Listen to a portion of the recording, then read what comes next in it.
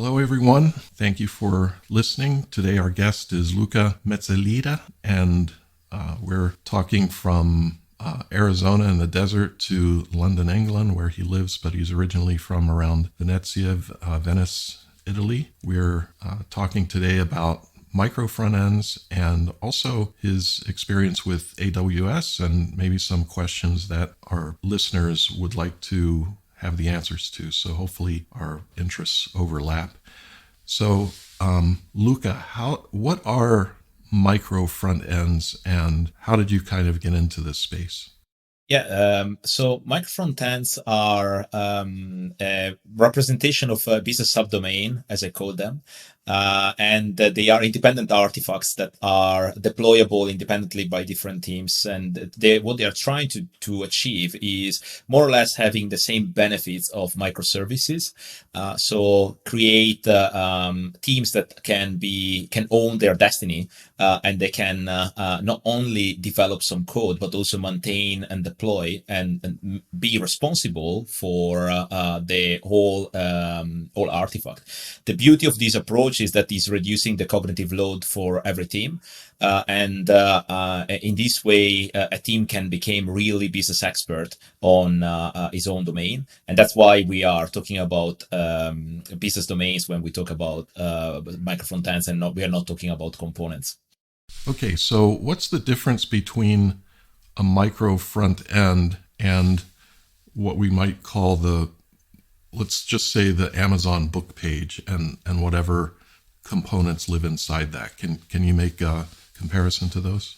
Yeah, sure. So usually components are solving a technical problem. Imagine, for instance, a design system, right? So what you want to achieve is consistency across the website or the application that you are designing. And in that case, you're creating, I don't know, the button or, a drop list, a drop down, whatever. And those are primitives that then can be used for creating consistency across multiple views inside your application. The fact that our components by design, they are trying to be extensible. So in that case, it means that the host of the component knows what to inject and how to interact with APIs. With micro frontends, what we are trying to do instead is looking at the problem from a business perspective. So we are saying this is, is the user reviews.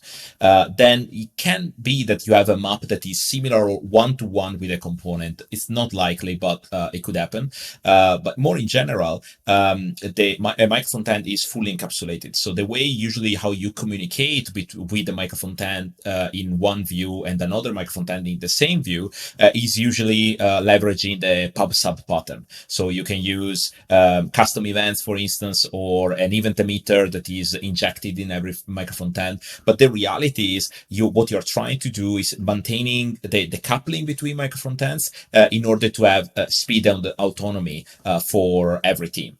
And that's basically the main difference between components and micro frontends. So usually you can have components inside the micro frontend, but you cannot have micro frontends inside the component. Right. So you could then build like the standard Amazon book page with micro front ends, but each of those micro front ends would be like a chunkier section, like reviews.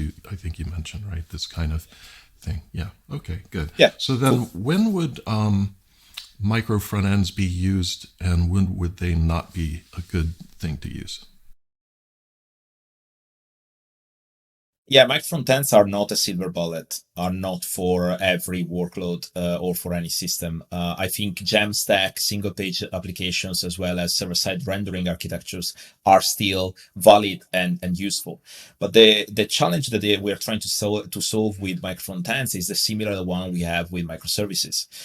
So you are trying to scale your organization and you're trying to create agility across the organization without reducing, basically, because because we cannot say without, reducing the external dependencies across teams.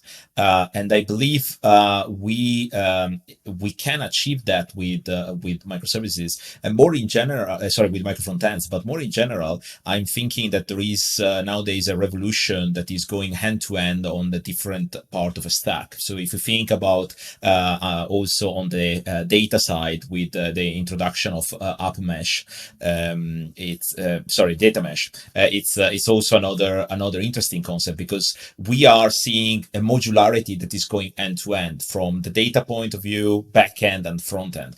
And what they are trying to do all these architectures is trying to create independent teams and teams that are expert and they're owning their own domain without having anyone else that could potentially interfere with the way how they are designing the data or the data model, the APIs, or even the front end.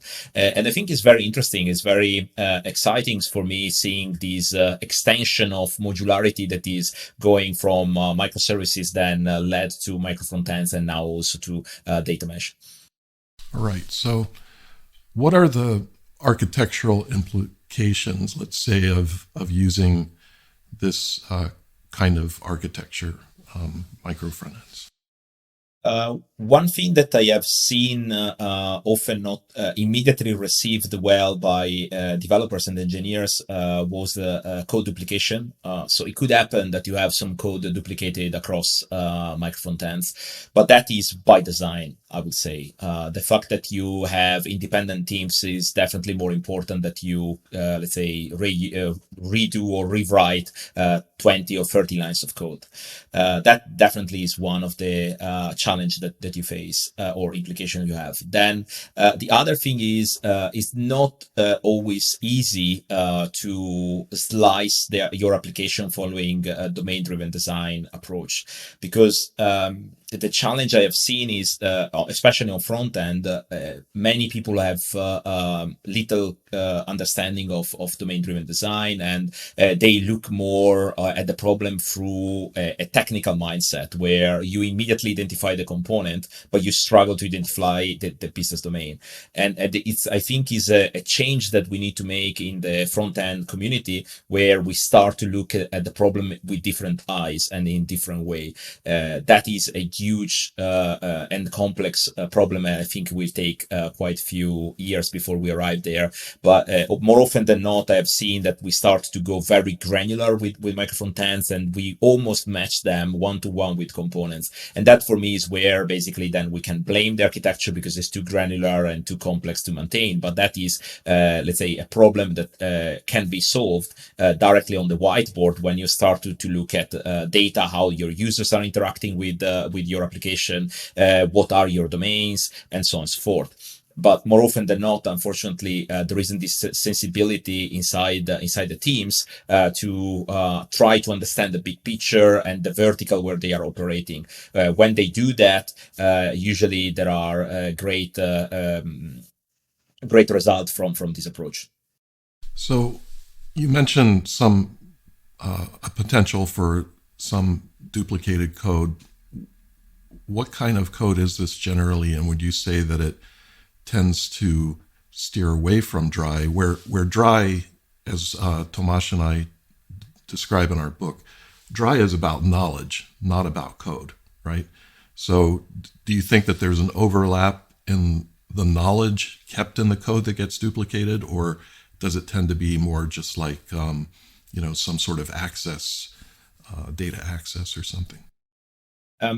I agree with you, and dry, I believe, is the most misunderstood principle that was, let's say, delivered several years ago to engineers. But unfortunately, more often than not, the engineers are thinking dry on lines of code more than business domain.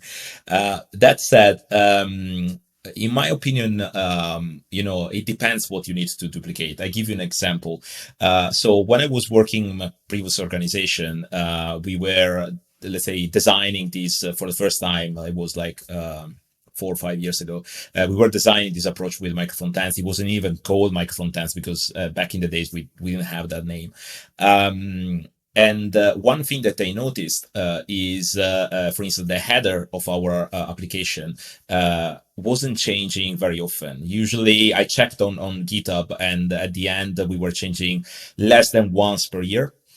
And focusing on creating a reusable component that cover all the different let's say domains, and then maintaining let's say in the long run could be a challenge, and therefore we decided to duplicate that code, and that was a decision that was pretty successful. For instance, so every microfrontend, every not every view, because one microfrontend for us was a single page application, therefore was a portion of the application, because we didn't have like tens of teams working on that. We had like four or five teams per platform that was working on the application. So we had like 4 or 5 headers that were replicated, and what happened then is that the product team started to ask for new features on their specific vertical for the header, because based on the user, if it was authenticated in the country where it was, the header could change slightly. And in that case, what we noticed is that we were able to apply the changes and the new features quickly without the risking to introduce bugs in all the application, because the code was impacting only one portion of the application, that was basically the business experts that the developers that basically know inside out of the domain, that were applying those changes inside that code. And yet, yeah, sometimes you could risk to have discrepancies on the UI in this case, like we approached, but we were pretty good on streamlining that process, providing let's say quite a few information from the design team to the development team. All right. So if I wanted to start a micro front end project, what do I do? Or maybe multiple teams know that they're going to need this. What do they do? Yeah, so first of all, we should start analyzing what we need to achieve. So more than focusing on the technical side, my suggestion is let's start to understand how our customers or users are interacting with the website, and usually having analytics tool that would allow you to to find out how a user is going through the entire application is a good starting point. What I realized, for instance, when I was doing this exercise to identify the different domains, was that users were going straight away on the landing page. From the let's make some numbers. 1 million of users were going to the landing page. From there, only 600,000 were moving to the sign up process. And from there, the same user was going to the authenticated area, probably less than 30%. And that basically allowed me also to think, okay, let's think how we are structured team, not only from the technical side, but also on team wise. And we started to realize that more or less we were able to mimic exactly the same team structure with this approach. So we started to have at the beginning one team responsible for the landing pages, because we have hundreds of them, one team responsible for the authentication part. Then we had one team responsible for the catalog part, and one team for my account, and one team for the help center. The interesting approach is, meanwhile we were evolving the architecture, and meanwhile we were evolving the platform, we were evolving also the team structure. And this dichotomy that we found out, where there is hand in hand and tightly coupled, if you want, situation where the teams are strictly coupled with the architecture, like the Conway's law suggests. We started to have a situation where the authentication domain was becoming too complex, and therefore the team, when they were in support, they weren't able to understand everything end to end, from the sign-in journey and the sign-up journey, because there were a lot of permutations, different payment methods, and so on and so forth. So what we have done there is splitting the journey, not from let's say a technical point of view, but from a user point of view. So we said, okay, perfect. So if I'm going to the landing page and then I want to, and I'm a non-authenticated user but an existing user in the system, I can go straight to the sign in. I don't have to download anything related to the sign up because I will never go there, and then I can access the authenticated area. But if I'm a new user, I will never go to the sign in. I will go to the sign up journey. So in this way, we split the team in two, and we were able to have sign in and sign up as a two independent front ends starting from authentication. And this thing can go even more granular. I know that recently they moved to a more granular approach where they identify other portions and then assign to multiple teams because they're still growing as a company. And that for me is the big win around this architecture. So we are capable to adapt our architecture based on the business requirements and the evolution of the organization. So we created the agility that we were looking for, that before was very complicated when we were dealing with tens of developers working in a monolithic code base. Yeah, a very good example. Thank you. And so apart from your experience with micro front ends and writing a book about micro front ends, which is quite popular, you are a principal solutions architect at Amazon AWS, right? So what do you think about serverless as kind of the way forward?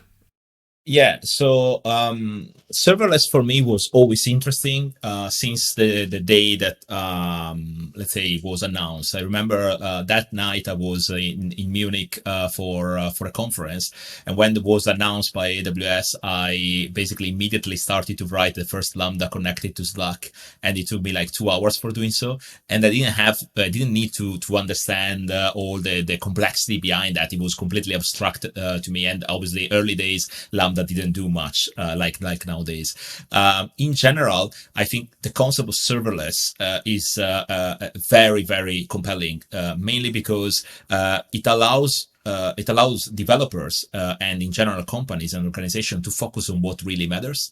That is not, let's say, writing the best code ever, and is not operationalize in a complex way all the infrastructure that needed and knowing up to the bit or the silicon in this case, everything, but is more creating value for their users. We are writing code and we are creating infrastructure for generating value, not for us, but mainly for our users. If we think in this way, serverless is great. And also is more recently, there is this new look at sustainability, and definitely, especially on architecture, and definitely serverless could be a good partner for achieving sustainable architecture, because basically you when you need something that has to run, it will run.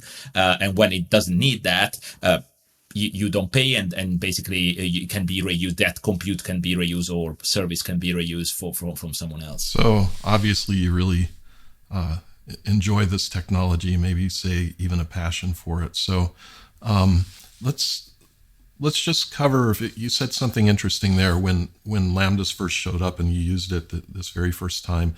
It didn't do much, but now Lambdas do a lot. Can you explain the differences between then and now? Yeah. Yeah, sure.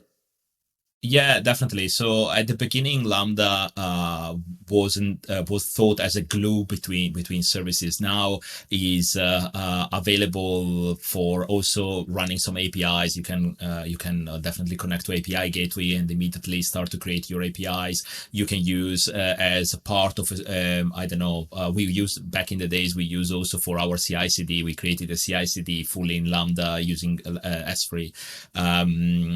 But you can start to use for a lot of services, like everything that I don't know needs to be like I don't know, a cron job that usually you have like a container or a virtual machine that is running and has every day or every few hours is doing some work. Now you can do with Lambda and EventBridge, where you just set up the clock, and when every hour you need to do a compute let's say action, you just the EventBridge is triggering the Lambda Lambda is doing this compute and then is turning off. And then in that case, what you pay only for the time that the Lambda was executing, and then that part of the compute will be reused by someone else. And that for me is, it's great, because you start to see more and more how Lambda is integrated with different services. Another thing that for me was very cool when it was announced was when Lambda was able to modify, for instance, MySQL in Aurora MySQL database. So when there is an event that is you are writing something on the database, you can trigger a Lambda, and then you can create a materialized view somewhere else, or doing some computation inside the record. And the same, then we started to see this proliferation of usage of Lambda that every day is becoming more powerful and cheaper also with the latest announcement that there were. So it's just very exciting to see how these things are evolving, because we take a step back on understanding deeply everything end to end, and we focus on where we can add value. Yeah, nice review of those newer features. So I suppose, your overlap with micro front ends and serverless, they must go together somehow. It seems like you wouldn't use one completely isolated and not the other as well. So how does that work? Yeah, sure. So I think many front-end developers will find the serverless paradigm, especially Lambda, it very compelling, because you don't have to learn everything inside out of AWS, but you can just focus on what you need to know. I don't know, for instance, creating an API for your micro front-ends, wherever. Recently, for instance, I saw online a couple of examples. One of the most exciting features that is coming out on React 18 are server components, so where you can render one component on the server, and then that will be injected inside the DOM tree by React. And that example, for instance, I've seen using Lambda for doing so. So definitely, I think front-end community will take over from there. The thing that we need to highlight also, serverless is not just Lambda, is a variety of services like DynamoDB in the case of database, for instance, even Bridge, or even Fargate, that is an orchestrator for managing our ECS or EKS services for running containers. And it's absolutely great, because I see that these things will remove the undifferentiating heavy lifting that in many workloads we don't need to take care of. In others, maybe you really want to have like a granular, approach, and you want to move back on having, virtual machine, or more probably containers, and you want to control exactly how the things are running. But in many of the workloads that I have experienced, having a serverless approach could really help. And microfrontends definitely can have its connotation there, and not only microfrontends, but also server-side rendering. I was listening a podcast a few months ago from BBC, where they were disclose the fact that they were using Lambda for their server-side rendering approach for BBC News.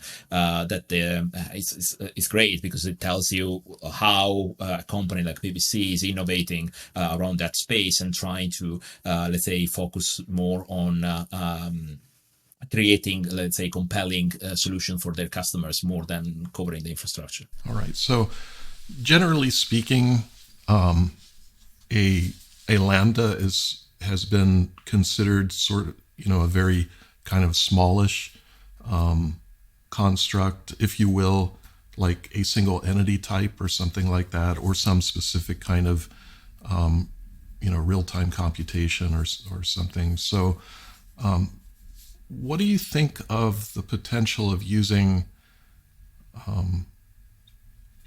basically a Lambda to host not a giant monolith, but a monolith that is, let's say, well-structured or modularized?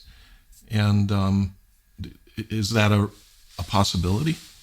Yeah, I believe it is. So as usually in architecture, it always depends from the context, right? So it could be that maybe you have a nice modular monolith, as Sam Newman was used to call, that is nice and small enough and well written that it could squeeze in inside the Lambda.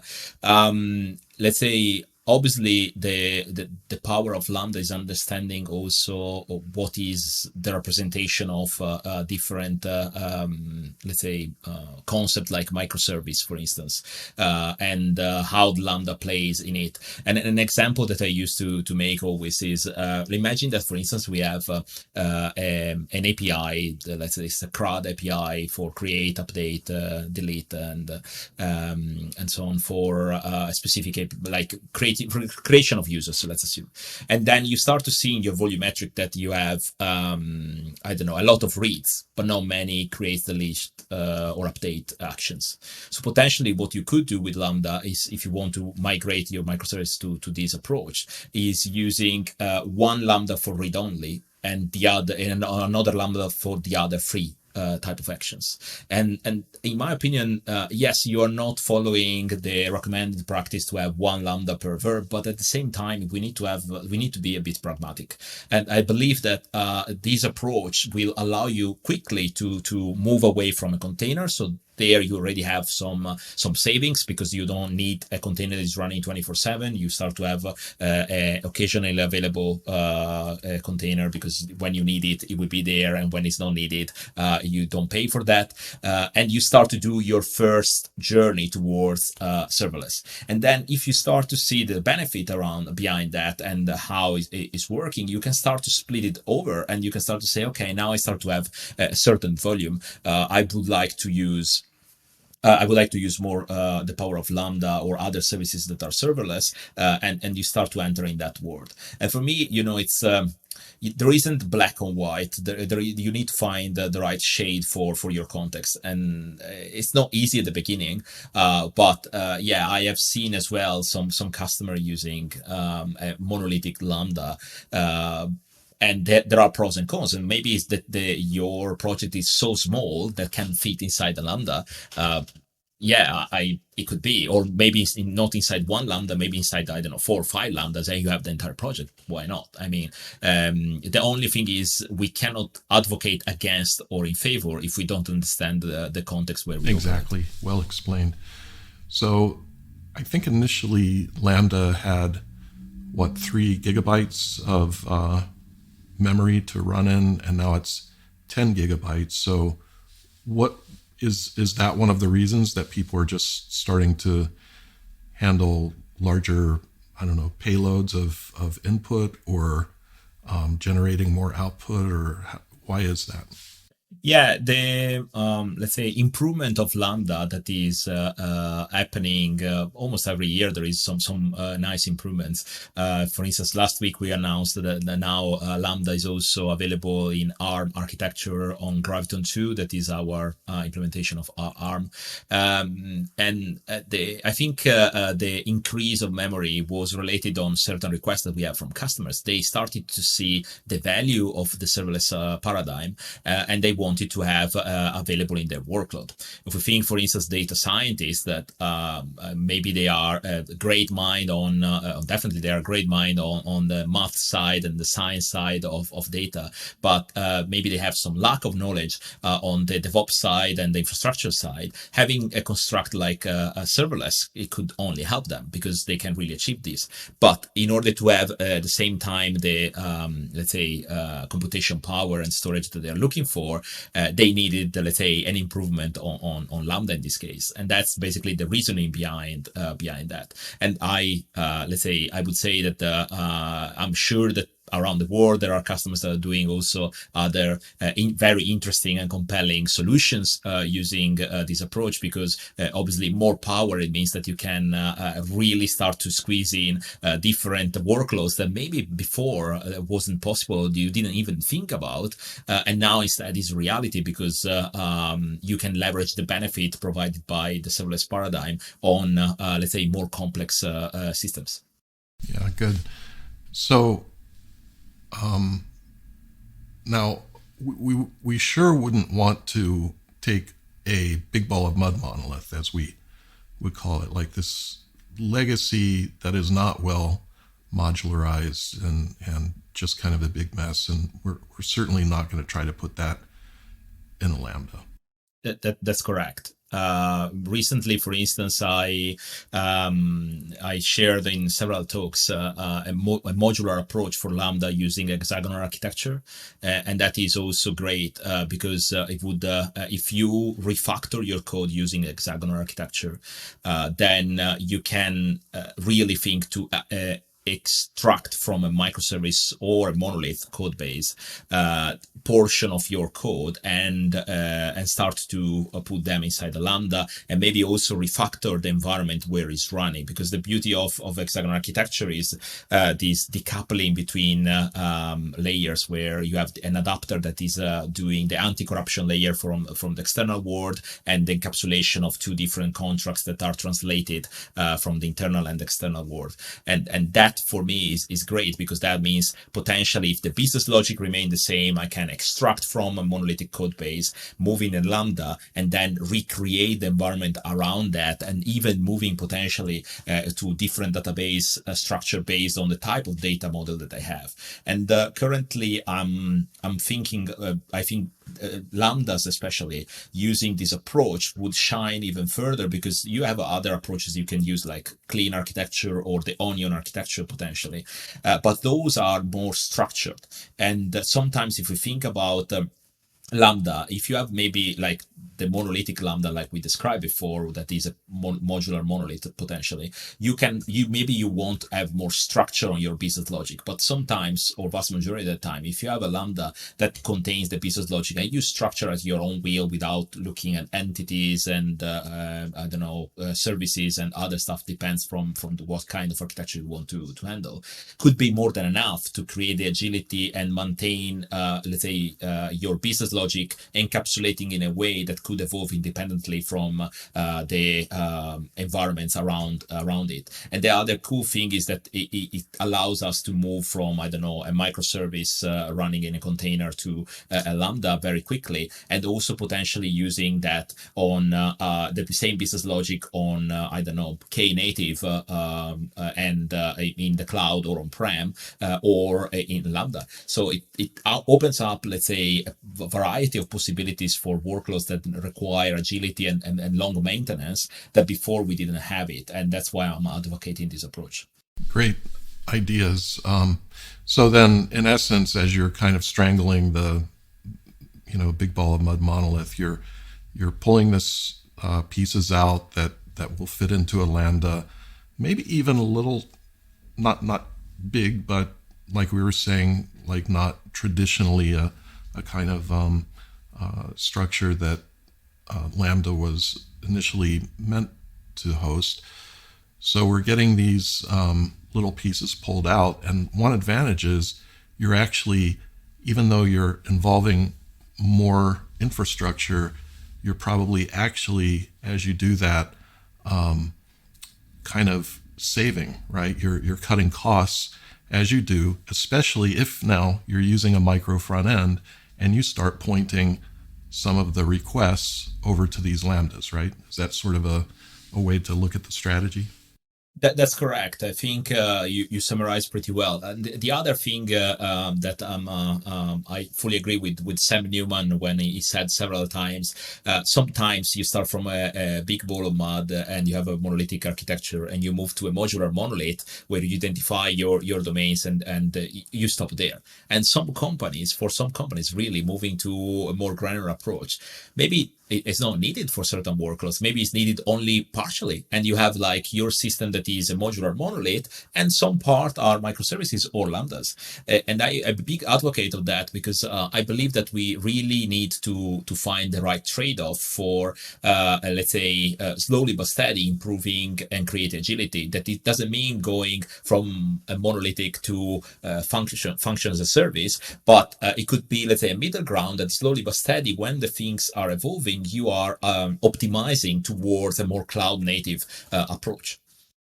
Right. So if we think of a hammer and a wrench, you use them for different reasons, right? And so we're just literally choosing the correct tool for the correct kind of compute situation that we have, and if it helps for some reason for part of a system to stay in EC2, maybe that's okay, yeah, and then move part of it to a Lambda. Yeah. So let's say this from a DDD standpoint, and any of these things could apply to a domain-driven design setting, but let's say that we have a monolith, and inside that monolith we have five, larger modules, not gigantic, but if we think of each of those modules as being a bounded context, would you say that maybe at least initially a way to introduce this into serverless, or with Lambda, is to say point all requests for each bounded context to a different Lambda? So you would have 5 different Lambda types, and then what do? Well, do you measure and basically see, okay, how is this performing? And when you see certain hotspots that need more Lambda, basically, then you can take those and break them out. Is that sort of what you're advising? Yeah, but potentially you can go in the middle ground, right? So imagine that you have your monolithic architecture that is running on a virtual machine on EC2, and then you said, okay, I want to move towards Lambda. You can potentially use another serverless service that is Fargate. That what it does is handling the auto scaling of your containers for you, and it's pretty smart. And overall, it removes a lot of undifferentiating heavy lifting from what you have to do day to day. And maybe you can start with that, start to see the volumetrics, and then slowly but steady, when you do that migration, you already set up your code in a way that then it became easier to extract in a Lambda potentially.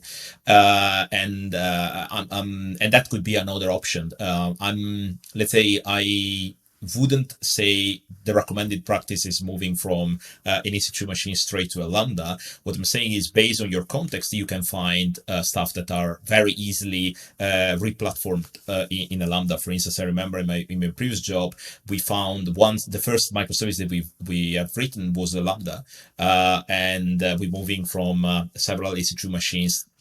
We're running monolithic code base in .NET, and we identify one endpoint that was simple but allowed us to start to have our battle scars on cloud native. And we identified this endpoint that was serving just almost a static JSON, if you want, with some permutation, but nothing crazy.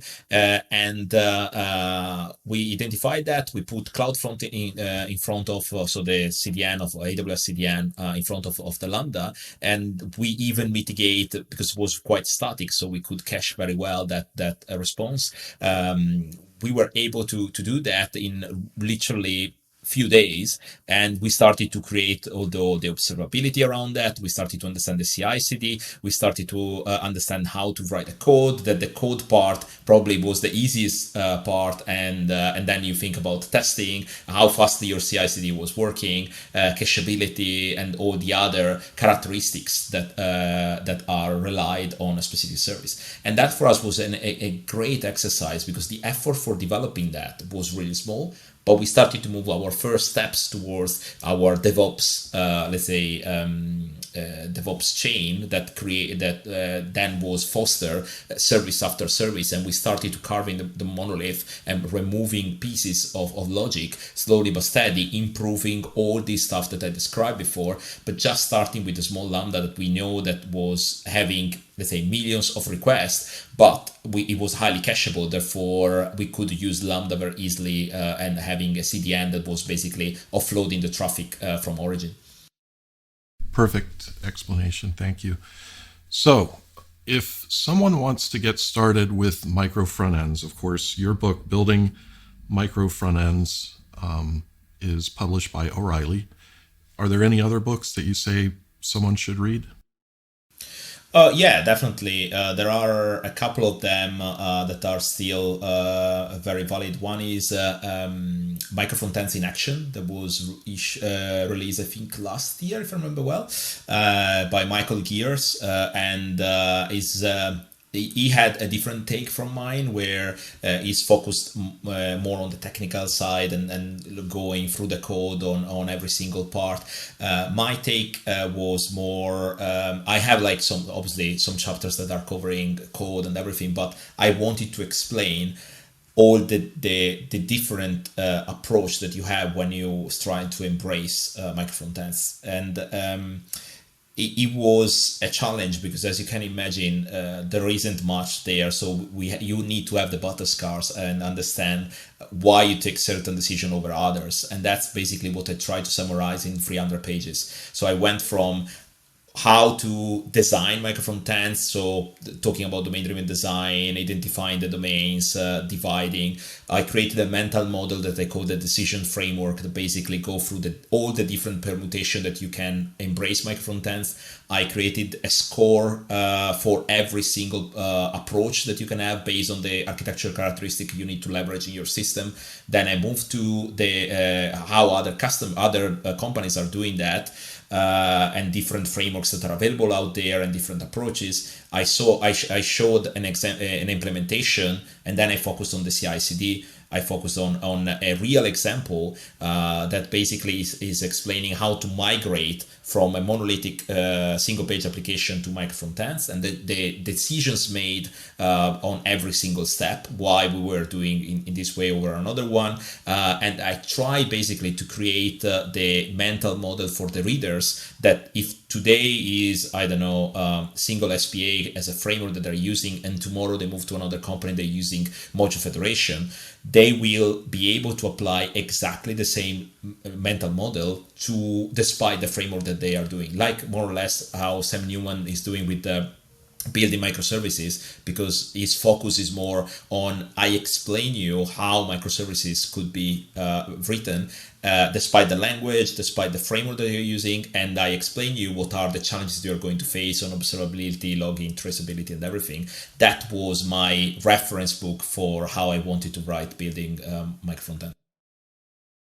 Nice. Sounds like a good pair of references to use. And I think, for example, to me, what do you spend, $40 or $50 or 40 or 50 euros or 35 pounds or whatever it is, and you buy your book, someone buys your book, to me, that sort of spend and the time to read it, just even to be informed, even if you think that you're not going to use it, I think it's very important to be informed, especially if you're an architect and you just need to know these things. If you're sitting in a review meeting or something and you hear someone struggling with a problem, you're going to know this is a really, worthwhile solution to consider to use this. So I'm going to recommend that people buy your books. And from what I see, it's quite popular anyway. So follow the rest of the... Yeah. So congratulations on that. And then also I would like to ask, if someone's going to learn serverless like AWS Lambda, or specifically for not just the kind of abstract view of what a Lambda or a function as a service is, but if they really want to dive deep into, okay, this is what you can do with AWS Lambda, and other parts of the serverless platform, what book do you recommend for that? That's a good point. I think that I spend a lot of my time reading documentation and trying things more than reading books. I can definitely suggest few online training that are delivered by the Burning Monk or Yang Chui. He did like a really great and in-depth training on Lambda, step functions, AppSync right now. I know he's working on something like that. And I had the pleasure to work with him in a couple of gigs in London, and it's absolutely brilliant.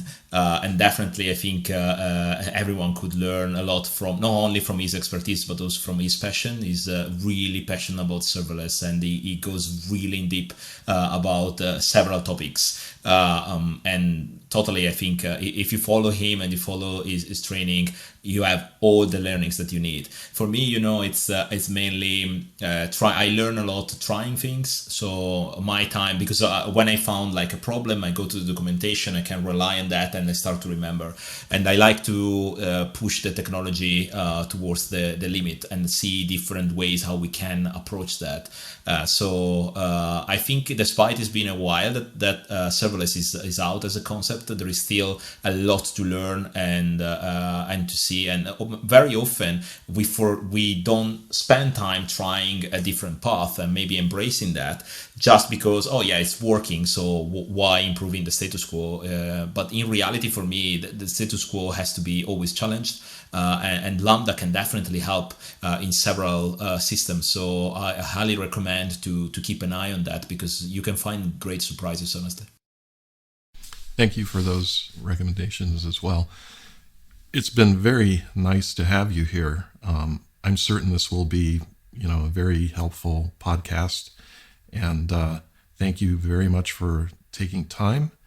And it's a real privilege to have you. Thank you very much for having me, and trust me, it was an amazing discussion, and thank you for, let's say, highlight all the things that they have done so far. Okay, so you're very welcome. And I guess what I'll say is buonasera and ciao. E ciao. Ciao a tutti.